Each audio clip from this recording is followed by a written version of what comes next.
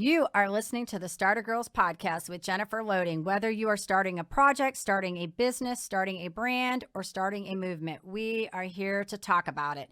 And the Starter Girls show is brought to you by Walt Mills, photographer of Glad Models Agency. If you are in the Dallas or surrounding area and you're looking for some photography, check out Walt Mills. You can learn more about him and his work at photosbywalt.com. And with that, we are going to get things started today. It is a great day to be brave. You might as well start now. You have the power to change your circumstances any day you decide. Let today be that day. Rise up, be amazing, be you, do you. All right, my friends, I am super excited to welcome my guest to the show today, Virginia Elder. She is a financial coach, a professional podcast editor, and a full-time mom to two. What started out as a financial journey toward a better life for her family morphed into an insatiable desire for overall happiness and abundance. Virginia wanted to share with all the mamas, as she puts it, and therefore she started happyhealthyabundance.net. Virginia designed a life focused on true peace and wants to share this with moms worldwide to help them achieve their abundant, ideal life. The more moms she can help, the more children's futures are changed. And the accumulation of these changes for future generations is magical. Virginia dreams of a world where moms are empowered financially and their kids grow up with money no longer being a taboo subject. Additionally, mothers and children would have the mindset and knowledge to manage their money to bring them happiness in all areas of their life. So welcome to the show, Virginia. Super excited to have you here today. Thanks for having me, Jennifer. I love it. I love hearing you read the intro because Isn't that fun? It confirms everything that I have worked on. It's like, yes, as I'm hearing it read. Isn't that fun? So I know you. It's always neat when somebody else kind of reads it back. It really just, especially, I love I think, you and I are doing different things, but I love your purpose because I feel like we kind of have similar ideas about what we're trying to do here. And it's always really comes to mind, when you think about like the butterfly effect, like you think everything you do is like this small little needle in a haystack, but it resonates so far and wide. And I think that's what's incredible about what you're doing and what we have the opportunity to do. So what I want to do to kind of kick this off is I want you to take us back a little bit and tell us how this happened for you, because I know you were in the corporate scene before you started this, happyhealthyabundance.net. So tell us a little bit about how that journey kind of came about for you and how you ended up where you are now. Right. Yeah. We actually we were married for about 7 years before we even had kids. And right around the time that we were starting our family, my parents basically fell apart. And very quickly, of course, at that point, I was leading with my heart in fix-it mode and started to help my mom and wound up basically funding her divorce and helping her through the hardest time in her life, as you could imagine. So meanwhile, I'm starting my family, I'm helping her out. That was definitely one of the most challenging times for us financially, for our marriage, for everything. And it basically accumulated. I was working full time. My husband was working full time. All the decisions that go into starting a family, daycare, and all of the unexpected expenses that you have with kids. And then also having my mom with us, which was a blessing, but it was also very difficult on relationships everywhere. So through that process, we wound up going through our own financial journey, as I'm sure you could imagine. Paying for a divorce and 2 new babies was quite the journey. And we found ourselves really deep in debt. And I share very openly on my website about our journey from 80K in the hole all the way to debt freedom. And through that process, I discovered my passion for personal finance. I discovered kind of that I am this strategist, apparently. And I found out how much I actually love doing that. Started talking to people about our journey toward getting debt free. And instantly had people asking questions. How did you do it? Tell me about this. What do I do? Oh, I have this card to pay off. What do I do? Should I do that first? And just started sharing and giving advice and decided, man, I got to do this. I can't not share this information in this journey.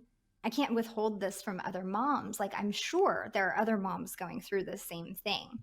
And you nailed it. I had an accounting background. And once my kids started needing to go to daycare, that mom guilt was creeping in big time. And the pull from me, in my heart, from corporate pulling me to want to be home was really tough for me emotionally to navigate. And eventually I just said, you know what? I'm doing this. I'm going home. I'm being with my babies. I'm coaching. I'm podcasting. I'm doing this thing. And that was it. I love it. Interestingly, I always feel like, we have these moments in our life where we're impacted, and they really, some people, they take those situations and they go, okay, I've had this crisis, and they sometimes never come out of that. And then other people come out of those, and then they take that situation and go, okay, I've learned something from this. How can I take that and impact other people? So when you talked about that $80-something thousand debt, I'm like, my ears just went, wow. Like, ooh, that's a lot. And to be able to come out, and yes, that clearly means you did something right to walk away from that. And so I do think that, yes, there are a lot of people that do struggle with that. And so, wow, what a gift to be able to have walked away from that, be able to help other people with it. I think it's incredible.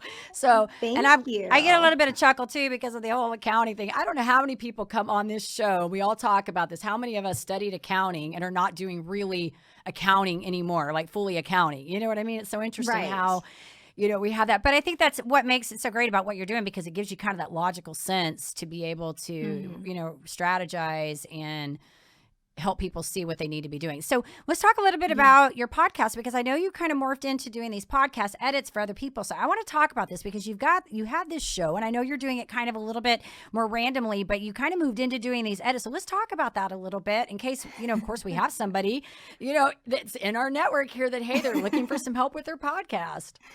Yeah, that'd be great. So I launched my podcast, of course, to reach moms. It's called Reaching Abundance. And I think I did about 13 episodes, and it very quickly went to the back burner, because as soon as, very similar to this financial journey thing, as soon as I launched my show and started doing the editing and got it up, and it became real, there again, I got all these questions. Oh my gosh, how'd you do that? You're a podcaster. How cool. You do it all yourself? What?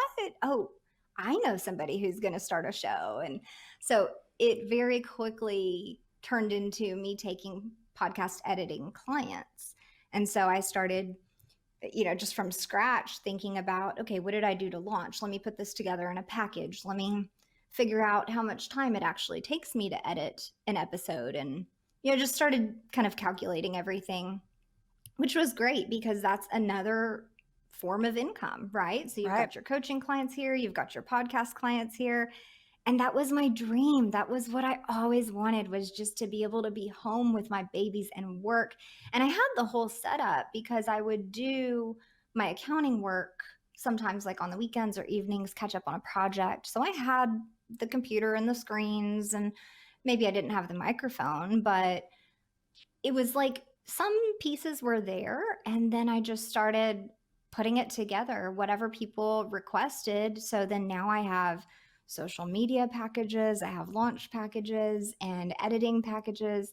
And it's so funny, because I am in several financial groups. Just, of course, that's my passion, and I'm really interested in coaching moms. But it's just worked out that my podcasts that I edit for are financial therapists and financial advisors. That's great. And so it's also material that I know and love to talk about and love to listen to anyways. It's just funny how all of the things just fall into place. Well, it's funny that you say that too, because I was talking to a gal whose show is launched recently, and we were talking about how, you'll be doing sometimes various things, but the theme sort of overlaps. Like it may be that you have different projects that you're working at, but there's like that central theme that kind of overlaps. And so when you're talking about like the financial planning or the financial side of things, yes, naturally you're going to gravitate because that information is congruent with what is important to you and you're comfortable with it, and that's why for me, that was one of the things when I was kind of wrestling, coming from the network marketing space and going into coaching, I couldn't really figure out how I wanted to coach because there's so many avenues. I have, business background, 20 years in network marketing, how do you build a business? But then I also have all these other things, like this illness that I overcame and athletic stuff I've done, all these other aspects. And so I really had to listen to that because my heart always gravitates to the health and wellness side of things. It always gravitates to that, and when someone starts talking about health and wellness, that's where I go. That's what I'm passionate about because I feel it's important for people to be physically and mentally well, that they make intelligent decisions, right? So I think that's normal that we do that. But, the beauty of that with what you're doing too, is that, you're building those relationships with those people in that area. And maybe, who knows, you'll get some clients in there that you'll be coaching. Who knows, right? Yeah. So, I mean, that's what I've thought is like, you never know. I could be coaching a mom on finances. And meanwhile, she has this passion that's just been on the back burner. And guess what? I can get you launched, honey. Yes, exactly. You've got, well, and I think it's great that you're doing that podcast, that stuff too, because I think so much of that, especially with what's been going on with this whole COVID thing, everything's moving, we're navigating online the best we can. I know Facebook is so hard to get into these days, but we're navigating mostly online because we have to. And so really everybody's starting podcasts. Everybody's doing this now. So it's like becoming part of the norm in what we're doing. If you're a coach, you're probably going to have a podcast, right? And anything else, pop a podcast up and we know who to call, Virginia. Right? Well, thank you. She's going to help you with those edits if you need it, right? So that's awesome. So I want to ask you, I guess, kind of a question from a mom perspective, because your children are little, like mine were when I moved into my entrepreneurial world. I had went from being in corporate, got married, had kids, and then all of a sudden I decided I'm going to be this entrepreneur because, like you, I wanted to be home with my kids. And I have been fortunate. I will tell you, my kids are now 24. She just turned 24 yesterday. I'm like, how old's my daughter? 19 and 16. And those kids have never spent a day in their life in daycare. Like they've never been in a daycare. So that was the reason that I wanted to be able to be home, was because I wanted to be with my kids and be involved in their lives. And so with that, I think also comes the whole, moms were wearing many hats, right? We're being a mom, trying to be entrepreneur, all those things that go with it. So do you have any tips that you feel like work very well for you as a mom and entrepreneur that you want to share with my audience? Well, my big thing is I need time alone to think. I need peace and quiet. And I have done the thing where I forced myself to wake up at 5 a.m. And at some point that wears on me, and I can't do that every single day. But when I can, I love that early morning quiet time because I can plan my day. I can think about my projects. I can think big picture if I need to. And the other thing is we have, I don't want to say been strict, but we have had high expectations for the kids ever since ever. There was never a time where we just said, oh, it's okay, let him do that. Don't discipline. Like he's only 2. So we've set those expectations early and been consistent with our discipline. Not that I have the most perfect kids, okay? Like my son just got a note home from school yesterday. So they're not perfect by any means. But like for right now, I'm recording. I told them, okay, you can play on your computer. Let me see what game you're doing. Okay, good. You can watch TV. Let me see what cartoon you're doing. Okay, good. Mommy's recording. I will come out when I am ready if there's an emergency. So I'm just very clear and I'm communicating with them.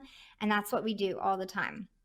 Tonight is soccer practice, set your alarm, get yourself ready at this time. So they do have responsibility, even though they are 8 and 6 now, which I can't believe they're even that old, which I know is so young to you, but to me, I'm like, oh, where's my It babies? goes fast, Virginia. It does. It goes fast. It does. It does.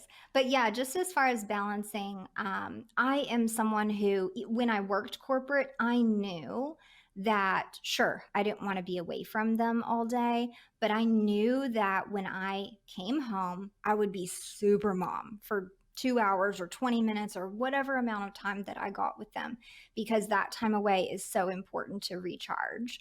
So, for all moms, whether you're still working corporate or you're at home, value yourself enough to have mommy time, have time away.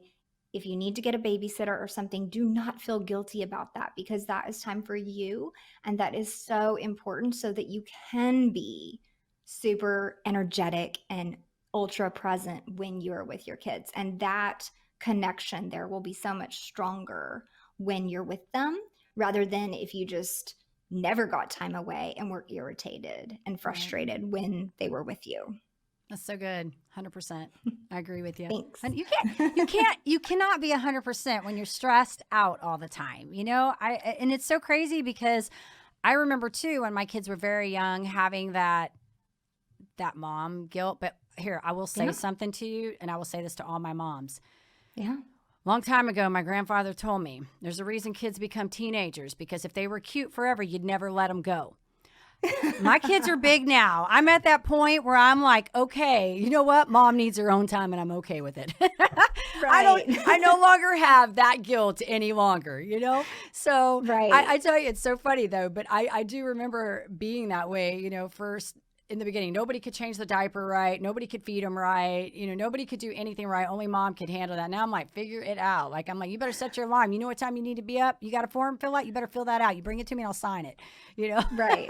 Yeah. Pull it together. Give them boundaries and expectations so that you have like an ounce of freedom. Right.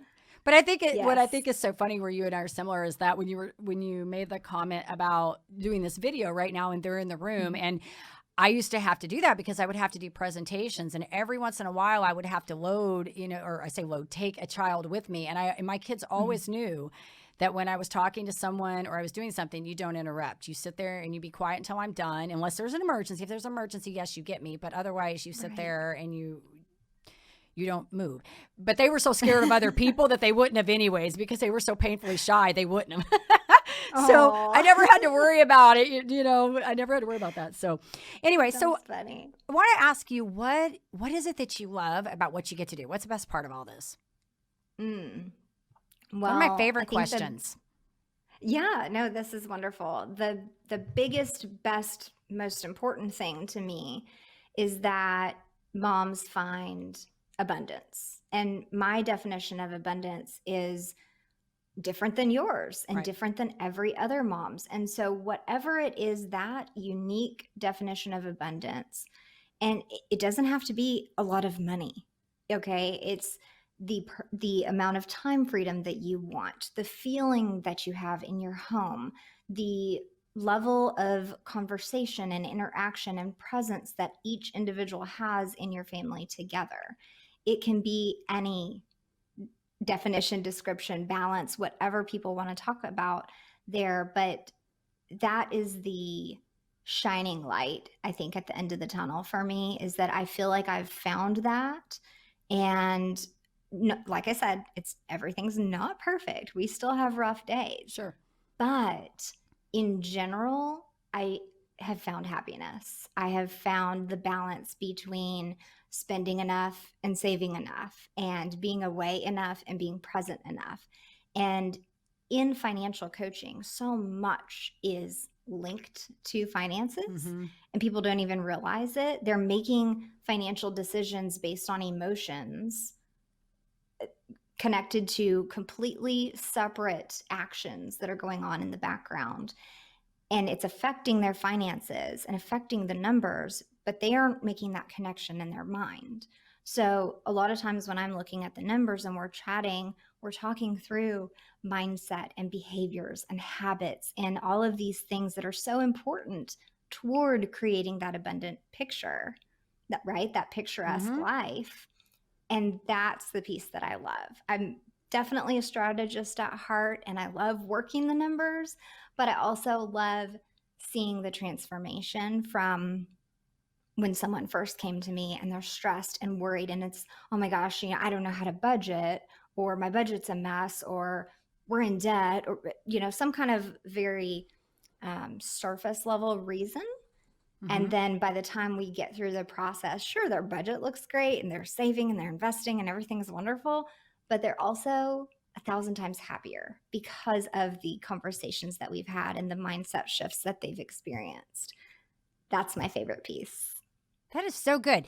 It's interesting because this is so true, because there is so many thought processes that are tied to money. And interesting that you bring this up, because one of the things that, even when I'm coaching women now, and I'm not coaching about finances. So if I have that situation, I know where to send people for that. Right. But I talk about, my whole thing is about mindset. That's what I coach on, is really about mindset, sabotaging thoughts that we have, and those beliefs, because those sabotaging thoughts and beliefs are playing out in every area of your life. Well, one of those areas is your time and money freedom. That is one of those areas. And so often when you were talking about those beliefs, you'll see those same people, they will have success in their life, but they may be, like a CEO in a corporation, but then they can't balance their own checkbook, or maybe they're good at sell, in their money, but then their health is falling apart. There's all these areas. But the interesting thing is, we have success in all of these areas.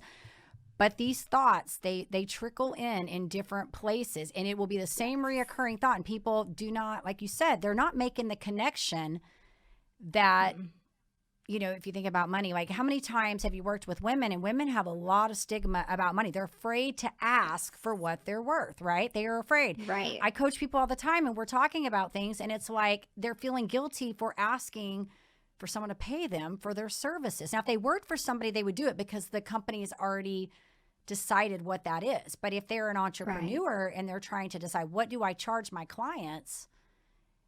They'll have to think about that. And they'll negotiate. And at some point they may even have cognitive dissonance. I don't know.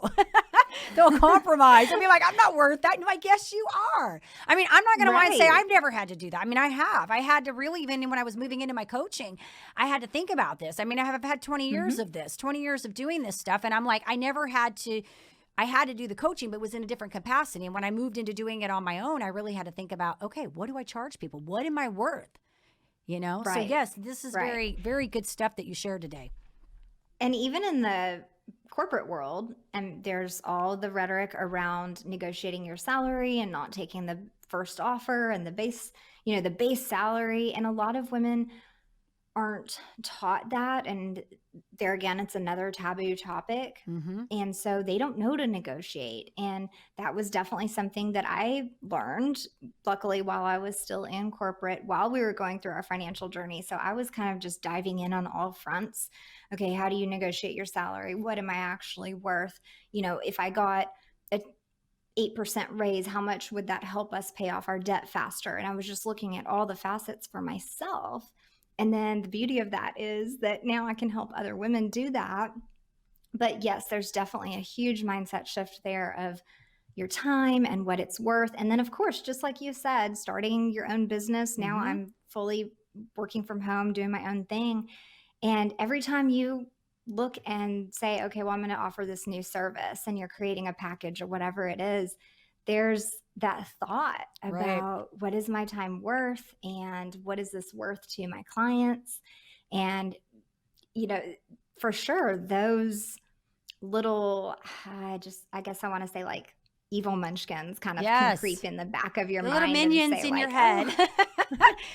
Right. Everybody has those. Those legit never go away. Even millionaires have them. No one ever believes that they've actually saved enough. So you just have to learn to see them and recognize them. I'm sure this is what you talk about with some of your clients as well. And just recognizing and then seeing them and be like, all right, I see you, but shush, I'm doing this. Right. I love it, Virginia. I love it. Good stuff. So I'm going to switch gears on you just a little bit here. I want to ask you a few rapid fire questions. These are kind of, I call them the Okay. shotgun questions. They're easy, but I love this. This is probably my favorite part of the podcast, honestly. I love it. I always love everything that you guys tell me about your businesses and stuff, but I think these are so much fun. So anyways, all Very right. good. So let's see. Are you a morning or night person? I think we answered that kind of earlier. You like your 5 a.m., but yeah. I do. I am not a night owl, for sure by 8, 9 o'clock. Like I'm putting the kids to bed and I'm feeling tired. Okay. Yeah. So, and then even on the weekends, sometimes if just my brain is just going. And so when I start to feel that, I've learned not to fight it. Yeah. I just get up and just start my day. I don't care if it's 5 a.m. I don't care what time it is. My brain will not let me go back to sleep. So I'm definitely a morning person. Gotcha. So you wake up and you're just like, once I'm moving, I'm moving. I love it. I love it. Ready to go. Yes. The ideas are rolling. All right. Are you a cat or dog person? Oof. I want to say cat because I always wanted a kitty and that's what I did like my freshman year in college. As soon as I moved out of my parents' house, I got a kitty. I still have her. She's 17, but Oh let my me tell you, goodness. she is quite the pain in the rear. So now I think I'm converting over Right. to a dog person. Well, you do got to give her credit. She is kind of an old cat, you know? She's very old, yes. They have their own personalities. I have a menagerie, so I have all of them. So, and I swear, I'm telling you, every one of them has their own unique personality. We know which ones are the grouchy ones, which ones are not. And so, and they all have nicknames, every one of them. And I always joke that if they were humans, I can just picture like what kind of human they would be. So, Oh, yeah. good stuff. So maybe next time we'll talk, you might have a dog. Who knows, right? All right. And we do have one, and Oh, do she's ya? very old too. But yeah, I'm thinking we're not getting a new cat. Not getting a new cat. All right, I gotcha. All right, Virginia, what would you say is your favorite food? Ooh, spaghetti. Spaghetti. I haven't had that one in a while. We've had lasagna.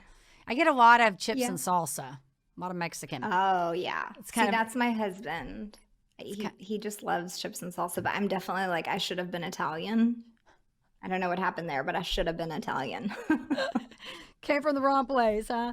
All right, and Yeah. this is my super fun one I want to ask you for the day. So if you could be any superhero or a character for a day, what would you pick? I would pick a superhero, and I'm gonna go with Captain Marvel. That's mine. Because we are just catching up. We're like a little bit Yeah. behind the times with the Avengers movies because we wanted the kids to be able to see them. They're still a little bit young, but we're letting them watch it and we'll stop Yeah. and explain the movie. But so we just saw Captain Marvel and I was like, oh my God, she's my girl. I was all like, oh, yes. That's so fun. I'm so in love with her. I love it. I love it. All right, Virginia. And if our listeners wanted to learn a little bit more about your coaching, your podcast editing you're doing, anything, where do we want to send them? Yeah. So I'm on Facebook and Instagram and Pinterest and YouTube, all at Happy Healthy Abundance. The website is happyhealthyabundance.net. And then the podcast is Reaching Abundance. And if happyhealthyabundance.net is too long, there is reachingabundance.com. And I was actually able to get the .com on that one. Gotcha. Awesome. Awesome. Well, we'll be sure whenever we get all of this pulled together, we'll make sure you see some scrolling across there, but we'll also make sure when we put it up that we have all your contact information so that they can circle back around. And who knows? I always feel like we bring people on here and everybody, I'm a big believer that we all find the right people when we need to find the right people. And so, your message may resonate with somebody very differently than somebody else's. And that's what it's all about. So I do want to tell you, thank you so much for being on here today. Thanks for sharing your story, inspiring and helping those mamas and the children. I love it. And thank you. Thank you for having me. I really appreciate it. This is so fun. Awesome. Thank you. And so I do want to say to our listeners, of course, if you enjoy our podcast, please be sure you give us a rating both on iTunes and Facebook because we can't do this without you. We are on iHeart and Amazon now, so yay. And then hit the subscribe button on YouTube. And with that, I'm going to leave you guys with the final thought. Hard work is not punishment. Hard work is the price of admission for the opportunity to reach sustained excellence. And that's by Jay Billis, I believe is his name. All right, you guys take care, be safe, and be kind to one another. We'll see you next time.